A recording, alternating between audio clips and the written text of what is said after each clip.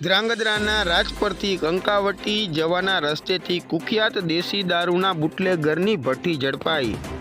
સુરેન્દ્રનગર જિલ્લાના ધ્રાંગધ્રા તાલુકાના રાજપરથી કંકાવટી જવાના રસ્તા પરથી સુરેન્દ્રનગર એલસીબી પોલીસે દેશી દારૂની ભઠ્ઠી ઝડપી પાડી છે।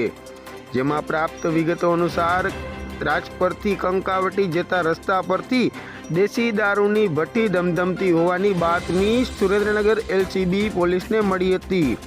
તેથી બાતમીના આધારે એલસીબીના હેડ કોન્સ્ટેબલ દશરથભાઈ ગાંગર, પ્રતાપસિંહ રાઠોડ સહિતનો પોલીસ સ્ટાફે રેડ કરી હતી। રેડ દરમિયાન દેશી દારૂ 245 લીટર કિંમત ₹49,000, આથો 3,000 લીટર કિંમત ₹75,000 મળી કુલ 1,32,000નો મુદ્દામાલ જપ્ત કરવામાં આવ્યો છે।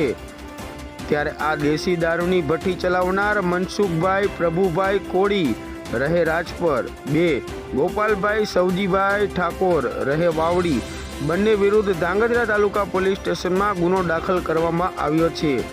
તેમજ ધ્રાંગધ્રાના રાજપર ગામનો કુખ્યાત બુટલેગર મનસુખ પ્રભુભાઈ કોળીની દેશી દારૂની ભઠ્ઠી વારંવાર પોલીસ દ્વારા ઝડપી પાડવામાં આવે છે, છતાંય કુખ્યાત દેશી દારૂનો બુટલેગર દારૂ બનાવવાનું બંધ કરતો નથી।